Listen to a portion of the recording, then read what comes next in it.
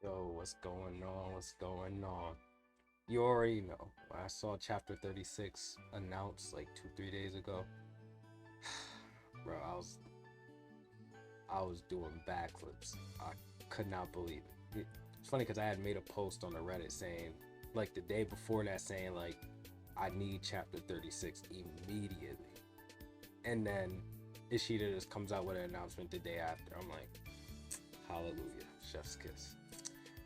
Anyways, I won't say there's a lot in this chapter. It's a good intro. It's very good. You know, basic basic Ishida Sui where he don't need to do too much to impress, okay? So we first see Nari. She's escaped from the hands of Yamato Mori and then this new ice guy. We get to them in the chapter, both of them. They have their moments. It's funny that chapter 35 ends off with the back of Tokyo, and we all want to see his face, how he looks, you know what I'm saying? His new look, his new face. And then we wait a month just to see him in a little tiny ass newspaper. I think that is hilarious, bro. Anyways, it's Jing and Tawashi, and they're talking about their dreams or whatever. She's like, I want to be, we always need the wacky character in the series, and about time we got our Roma Hoito. And this guy wants to be a salaryman. From initial impressions, Jing is cool. I like him. I don't really care about the other girl. She gets fodderized by Ellie. But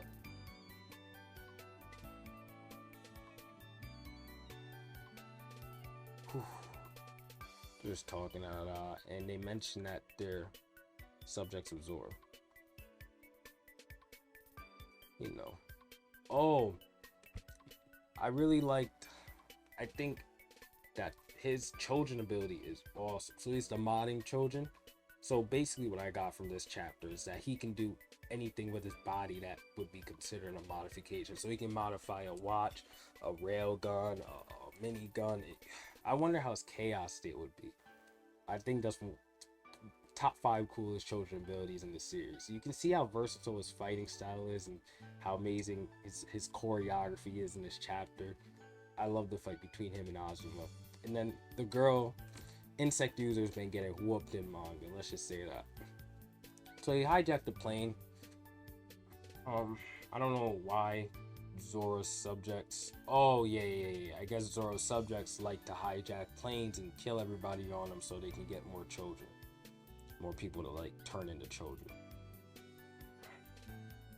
So basically, they split up, and then that's when Azuma takes the opportunity to stand up. Cool entrance. I like his outfit, it's a little funny. And boom, he just whips out the chains. I thought that was so cool.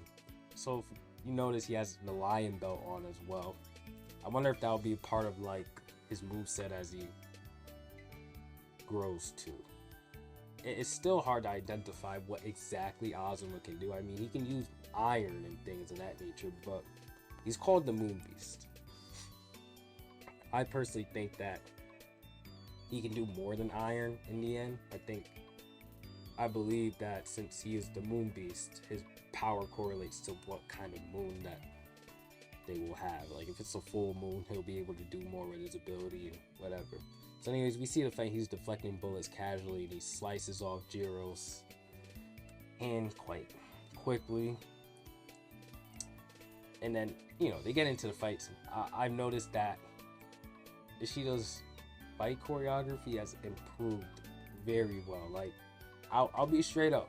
When I used to read Tokyo Ghoul as a kid, half the time I did not know what was going on. I just saw cool faces and cool attacks and went along with it. I couldn't. To this day, I still don't know what happened in Heisei versus Takezawa. I still have no clue. I can reread that fight over and over again, and my brain is just confused. It looks like they're teleporting all over the place. But here you can, it's slowed down a bit. You see the kick going on.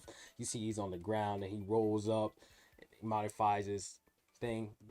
This reminds me a lot of Heisei Sasuke. This panel right here, just how Azuma looks for the rest of this battle.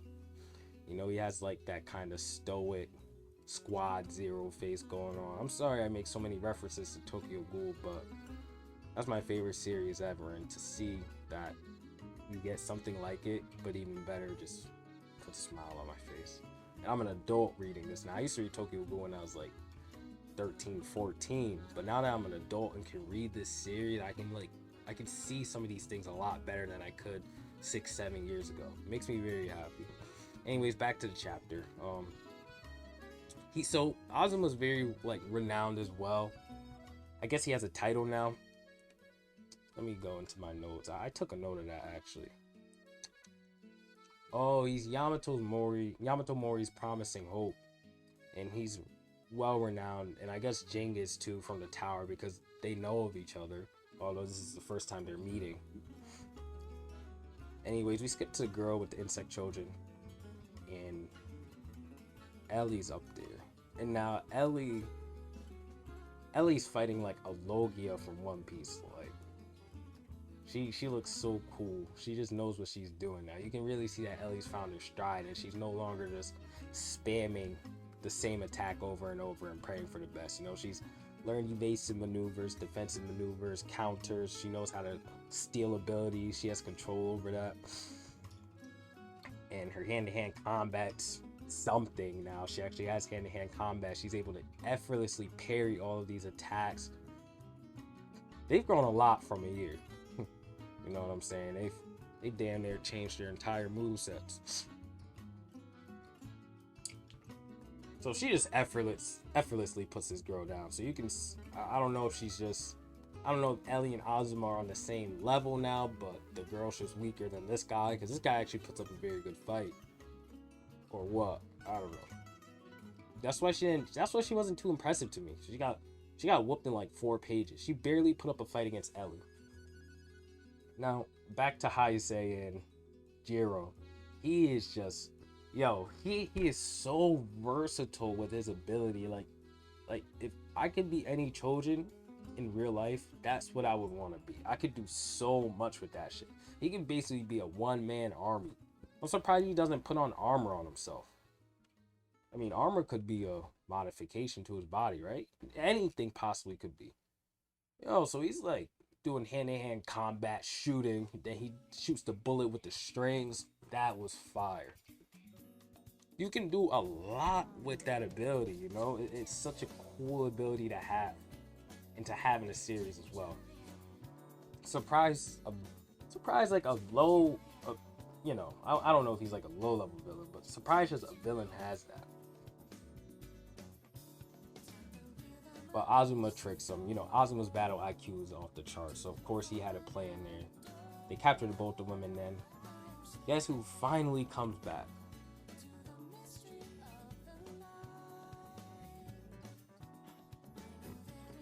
People wanted her to come back so bad, Nari. And, excuse me. Most want her to come back as Tokyo's love interest, from what I've seen. I'll be honest, I'm not interested in Nari as a character. I think she's just there. You know what I'm saying? That's what happens when you put a villain that gets clapped in like the first mini arc. But it's cool that she's back, and it's cool that she's probably above Azuma and Ellie as of now, because the two people who are on the plane gave Azuma and Ellie trouble, and she's like the big sister, so she can probably beat them one-on-one. Who knows? Man, this character here, who is this? Does anybody have any clue, or is this just a new character completely? I've spared time thinking about this because I honestly have no clue. None. And I just don't think it's worth using my brain energy trying to figure out. If we have no clue on who that is, then why would we even think about it? So we go to the aftermath of the plane crash, and the lady's complaining, calling them monsters. I guess that's a callback to the time skip over the year where people were complaining about the Choujin and how they're changing the world and just making their life worse, and things like this are why. But I was thinking not once in your head did the thought ever come through like you'd be dead if they didn't come in and do that. Like, you're saying it's like them just fighting and fighting for no reason. I'm thinking in my head, you didn't think about once, like, you wouldn't even be alive if those two were there. And she's complaining and stuff. I'm like, alright, bro, whatever. So they're talking in there.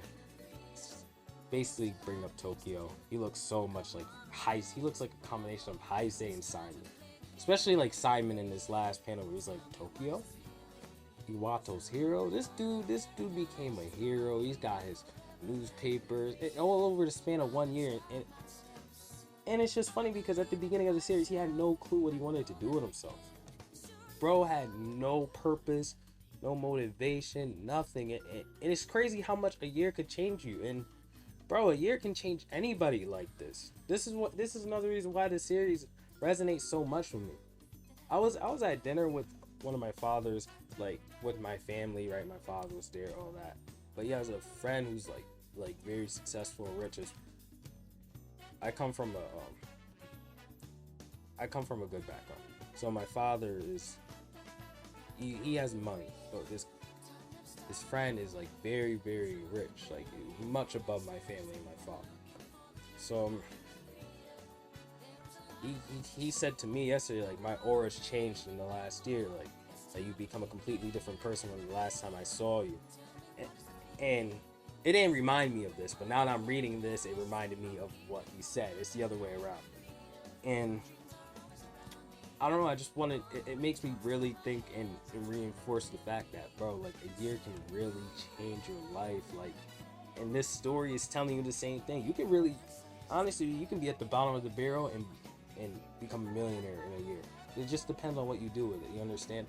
You can change your whole life within a year. You can find friends, you can find that person you want to love.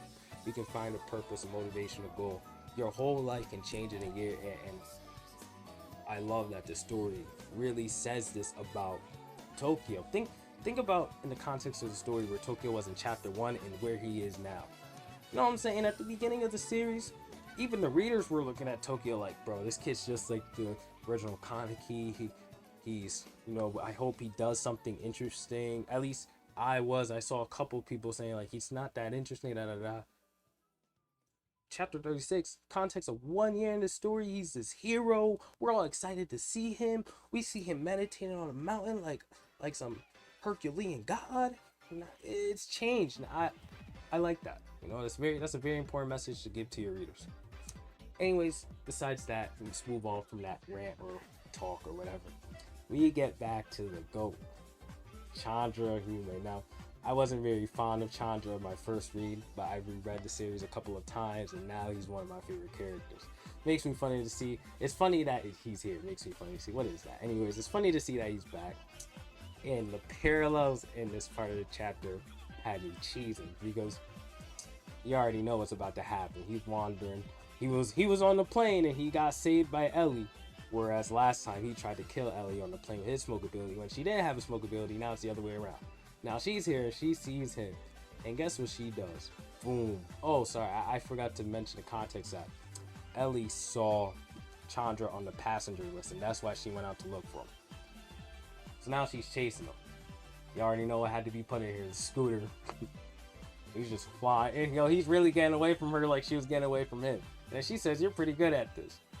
But eventually she corners him. It's like a stupid, wacky chase scene, just like the original. Also had me thinking about the beginning of Kaneki versus Furuta. Just, yeah, I don't know what it is with Ishida and these stupid, wacky, like stupid chasing he does now, but they are entertaining. I think this is like Ishida just exercising his creative freedom and fun when he does things like this. You know, like just these funny ass chase scenes that just go all over the place. I think when he does that, he's just having fun with his own series. So she corners him thinking that he had something to do with it because obviously it's Zora. He was affiliated with Zora, but we hear that Mother abandoned him. That's crazy. I'm surprised because she kept him around when he first lost his abilities. And I honestly thought that Zora was someone to just kill her people. But then the other Choujin we saw at the beginning of the chapter comes in and he just pummels Ellie. And he's a hard counter to her because he can contain her smoke. I believe that's why she can't really do anything. and he's extremely fast. His dexterity is off the charts. I mean, look at him. He's skating and spinning and flipping while fighting Elliot. I don't want to say that she's outclassed, but this guy, he is kind of good. Kicks her, contains her ability, and just leaves her there. And he's gonna kill her. It was quite a low diff. I'm guessing this is the level Nari is on due to narrative implications, but who knows. Quick fight. And he's just gonna kill her. And then the feathers. Now, I don't know if the feathers... I think the feathers dug into his skin and he pulled it out. Yeah, okay. I wasn't sure, but I see the blood now. And the feathers dug into his skin, which is pretty cool. I like that. That's how potent his ability has become, Tokio's. And he says, I'm just a nobody. Yeah, that's how you make a return. He's accessed the anti-Choujin blade, partial beastification. Still looks the same, but he looks so cool. And one thing I noticed is he's not raising. He didn't use his raise because he's like this. So I believe that he might be training to become a competent fighter without relying on a raise all the time so he doesn't chaos. He's got all that stuff on him. He just looks so cool. I'm glad he's back. I'm glad the series is back. I'm glad that he has access to the anti-Choujin blades now. That's very cool. And if he's this powerful now, imagine what his chaos state would be. You know?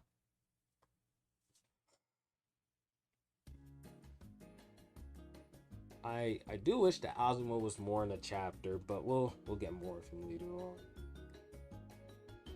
I knew that this was the way this was going. This is how all time skip chapters go. You know, you don't get too much of the protagonist until the end of the first chapter. But I'm gonna be honest, there's not much to say. He's become a hero. He's become that competent person. We knew he would be over the time skip. Sorry. He has a motivation. He's grown. He's powerful now. He's clearly powerful.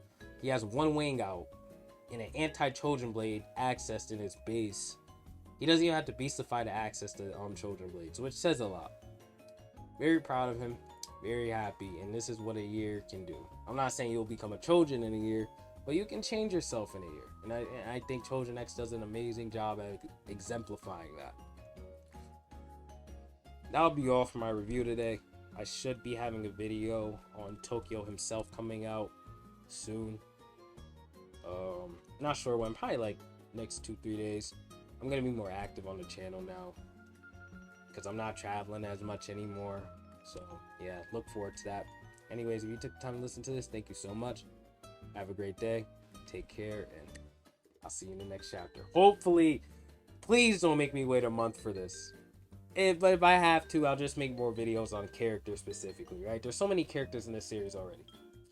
Also, I've heard people talk about, I wonder how long the series is going to be. This is in the format of like Mob Psycho and Punch Man. So it'll probably end at like, what, chapter 90? But we're going to have chapter 36.1.2.3.4. Chapters 39.1.2.3.44. So by the time we get to chapter 70, we'll have as much content as the original had, or if even more. No, I mean, not the original. Tokyo Ghoul had not even more, so don't worry.